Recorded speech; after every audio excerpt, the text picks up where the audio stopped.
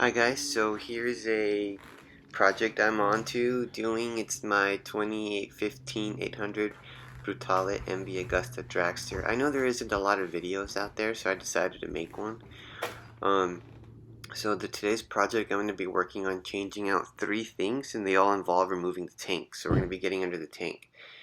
As you can see there, I got my three spark plugs. That is the part number you will need to find them, 92579. Hard set to track down. They were not easy to find. I had to order them from California off an eBay user, but got it done. I was able to go to a local Ducati dealership and find this air filter. It set me back about $111. Oh, I forgot to tell you that the spark plugs are about $12 each. Not bad. But the air filter, there are several brands. I just went with the Ducati dealership. I just went with the original stock part. Apparently they're pretty universal throughout the MV bikes. I'm also having problems starting my bike. I've had problems since I've had the bike, and they've always told me the battery is the issue. So I went ahead and bought the best battery that money could buy. It set me back $200. It's a Shorai battery. It's a lithium ion battery, very high voltage, very nice cold cranking amps. So we're going to install these three things, hopefully, to help eliminate my starter issue, which is like, I usually, if I don't ride it for a month, or if I, stop and go, like if I go to a coffee shop or I stop somewhere and I turn off the bike, I come back, I have very low voltage, and sometimes if the bike doesn't turn, I'm stuck pushing the bike. And so here is the coolant that I use, and it does work. I've seen my temperature gauge go down a whole little electronic bar, if you know what I'm talking about. So engine ice, it does actually help. These are some of the tools that you'll be needing: a nice set of hex key wrenches, a good ratchet set, some extenders. You will also need a 5mm Allen key, which will I'll show you in the video a little later what I'm talking about. So first things first, we gotta remove the seat to have access to the tank. So just quickly pop it off, set it aside there. It's nice to have a little table to work with. It does help keep things organized. So I'm going to point out, I'm kind of by myself at the moment, so I'm going to be just kind of showing you what to remove. I believe these require a 5mm hex. You don't need to remove that one. That was I forgot. That's just a stud thingy. Those are a bit smaller. I don't remember what size, but I'm sure you can find it. Those are also 5mm. I do believe those are a bit tricky. You have to move the handlebars to reach them. And just there showing you the other side. So once you remove all of the tank screws, the tank will come up, and if you, in that video clip right there, if you see that green button, that's actually a fuel line release. So like if you unclip that and plug that hose, you can keep the gas from leaking, and you can actually remove the tank completely. By removing that line and that clip right there, you can actually set the tank aside completely. I didn't know this until later, and so later in the video you'll see that the tank is like off to the side, but I just kind of put the tank there on the side for now just to get it out of the way. So next you're going to be wanting to remove the airbox, but if you just need to change the battery, this is as far as you need to go. So around the airbox there's about 8 to 10 screws, I'm not sure, and that bolt right there, you just remove them all the way around, and the lid will pop right off, as you can see there. Now there are two more bolts that you need to reach underneath the air filter, but to get to those, if you don't want to damage the air filter, you'll have to remove these little lids, and you have to remove that air scoop. Now to remove that air scoop, there's three 5mm hex bolts, and to reach that you actually have to remove the side panel as well. So to remove that, I'm going to show you real quick what bolts you need to focus on. It's that small one right there, which I believe is a 2.5 millimeter. And then if you go under on the side there, that one, there's actually two of them. They are 5 millimeter. Here, I'm just going to show you on the other side there. It's just those two. One, two. The other little one doesn't do anything except hold the fender together. So once you remove those two, you're also going to be disconnecting your light fixture. So once removed, that's what it looks like. Top one. So yeah, just showing you again those two inside. And the little one on top.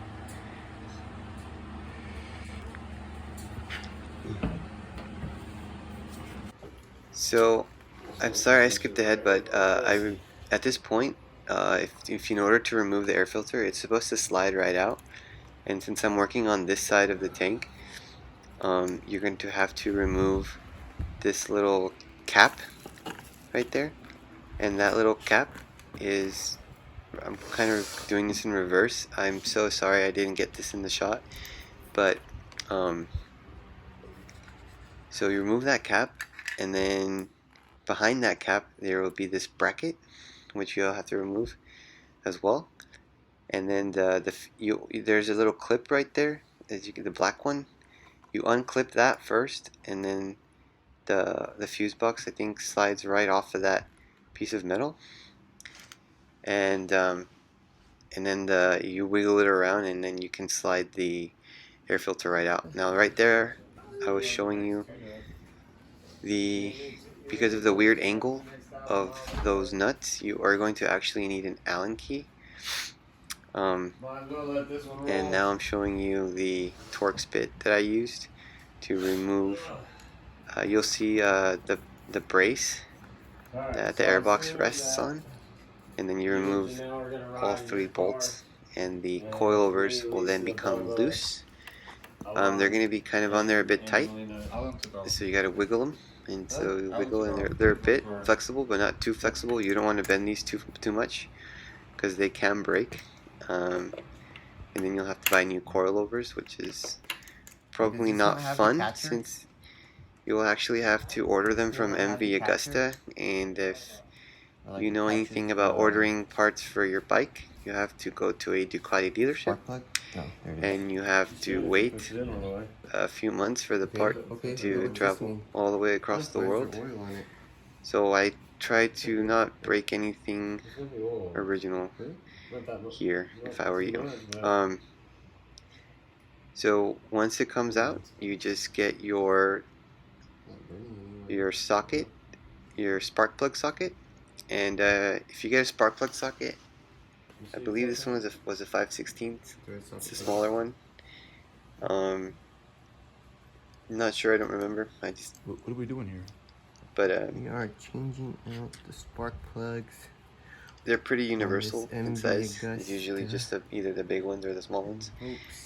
And so you slide it in there, and you know, one of the benefits of using a spark plug socket is that it has a little rubber gasket inside of it, which will hold the spark plug, so you can install it more carefully. Spark plug one. And of course, you can also use it to pull it out when you're removing it. So that's it just makes the job a lot easier. If you don't have one, let's say you have the right size, but you don't have an actual spark plug remover, you can use a magnet. You just have to be very careful when you're putting it back in. I've had to do that before with other cars. It's not very hard. It's just, you know, no difficult.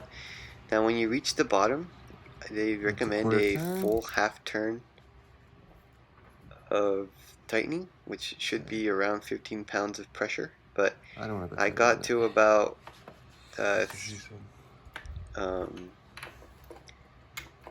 almost got through the whole second quarter, but I felt like that was plenty of tightness, so I just kind of stopped. I don't want to and neither do you. Do not want to break these spark plugs, because I've done that before. Not on a motorcycle, but on a car I used to drive, and I had to. It was not fun. It was very difficult to remove, and some bits got into the engine, I'm sure.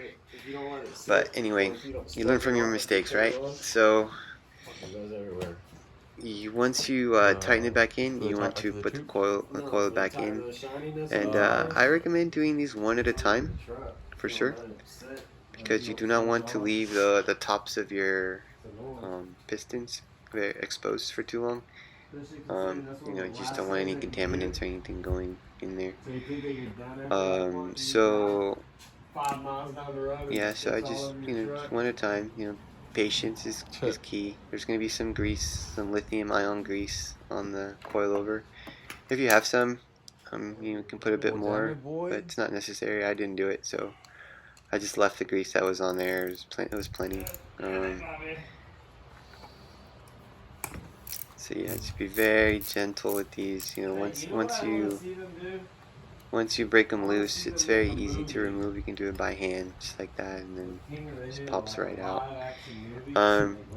Side note, while I'm doing this, after putting the bike back together and I took it out for a test drive, I definitely saw an increase in horsepower in combination with changing the air filter. So I changed 3 things in this video. Like I was saying, the battery, the air filter, and the spark plugs, and I can just say wow, like a huge increase in power.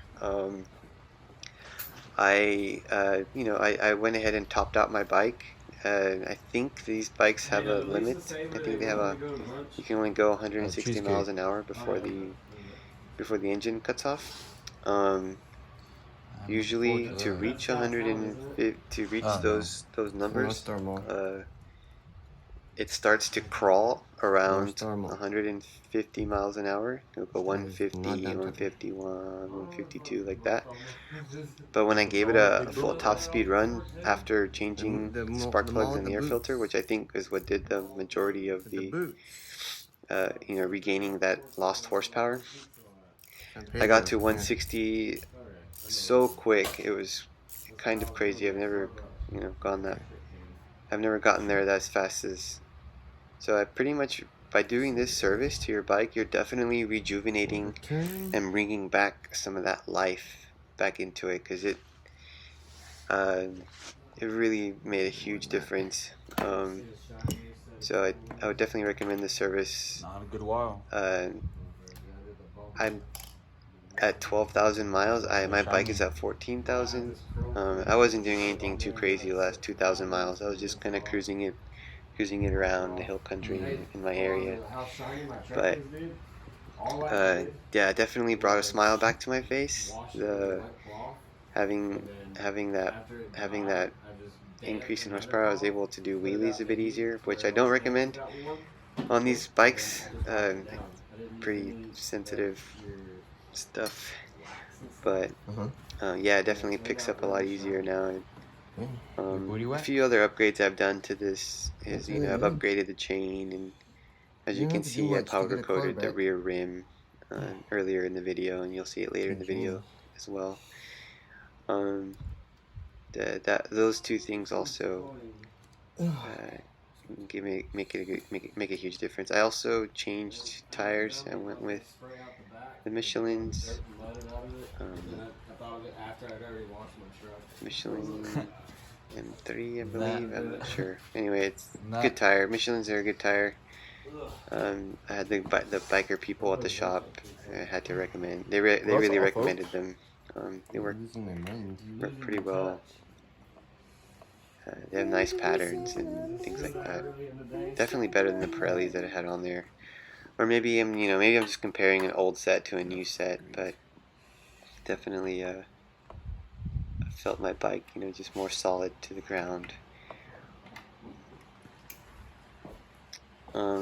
So yeah, it was quite an adventure too when I was looking for the spark plugs for these. It was kind of funny because I went to an AutoZone and you know, they told me that they could have it delivered, but it would take a week or two because they had to get them shipped from New York. And then I went to an O'Reilly's, and they told me the same thing, that they would have to get them shipped from Oklahoma. And then I went to Advanced Auto Parts, and they told me that they didn't have these available either. The dealership that I went to, at least they were kind enough to actually give me one to start me off. But having that part number really made it easy for me to find them online, which I figured if I was going to order them, then I might as well just order them online. And it was, like I said, they're like $12 each, and not very expensive. But wow, what a difference!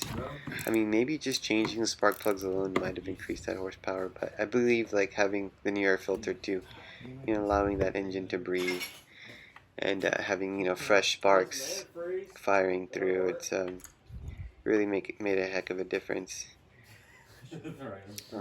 So yeah, if you feel like, you know, you've lost a little bit of horsepower, it's just feeling a little sluggish, I definitely do these two things. The people at the dealership, the guys at the Ducati dealership, they recommended to do the the air box service every 12,000 miles, and I'm only 2,000 miles over, but the air filters definitely, you can definitely see a difference in the color of the filter. You know, the old one is kind of you know, darker in color from all the contaminants in the air and all that. But yeah, I mean, once you get all the spark plugs back in there, nice and clean, as you can see right there, nice and clean. Be very careful again. I can't stress this enough. Be gentle. You don't want to be, you know, you want to do everything by hand. Don't use any torques. You know, the spark plugs. They're actually they're actually hollow. You know, from the inside. It's very easy to break. But apparently the spark plugs, they're NGK laser iridiums, which are the fanciest of the fancy in the spark plug world. I didn't know that, but again, that's why I had to order them. They literally nowhere in the state of Texas did they have them. So the eBay user, I ordered them offline. He was located in California, and it was nice. Shipping only took a couple of days. They got there fairly quickly. I double checked the part number, and even on the eBay website, on the description, it said fits MV Agusta. So I'm even curious as to think that maybe these were only made for this bike, but I mean, I doubt that. I'm sure other bikes use it too. But yeah, there I am, installing the last coilover and just putting everything, going in reverse from what you took apart. So it's not very difficult. You can definitely do it yourself, and you can save a ton of money. I think altogether, I spent, I think, $36 on the spark plugs, $100 on the air filter, which is going to be quite standard. You can do an aftermarket air filter. I was actually going to do an aftermarket air filter, but having it right in front of me at the dealership at Ducati, I just couldn't pass it up. I mean, it's very difficult to get parts for these kinds of bikes, so I was just very fortunate that they had it there. I mean, unless you live in places like California and Florida, New York, you might have a, so there I am reinstalling that bracket that I didn't show earlier. But so just remember that that bracket goes on top of the coilovers. So like when you fasten the bolts for the coilovers, that bracket goes on there, and then that is where you'll reconnect the two bolts on the bottom side of the airbox. And I had a little miniature ratchet for that part of the job. Again, having a good set of tools will make this easier. I know at the beginning of the video I showed you a good hex key is all you need, but no, you need that and a good set of ratchets and some extenders, and as you can, I think you even saw me use an elbow, and just different sizes of those extenders will make it, we'll get all those tricky angles, you know, make it easier, and just make life a lot easier. So there you have it. I The video. am now going to show I'm you gonna hand it to you. what it sounds like after putting it all together, how easy it is to turn on. Just kind of work the bike. So after putting it all together, it should sound like this.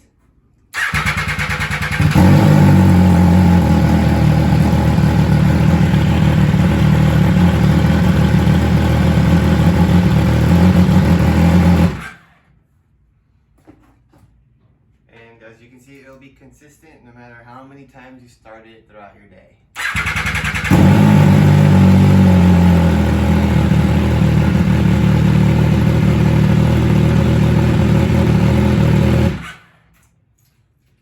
So if you had a lot of problems like me, turning on the bike over and over and over, that should solve all that. So thanks for watching.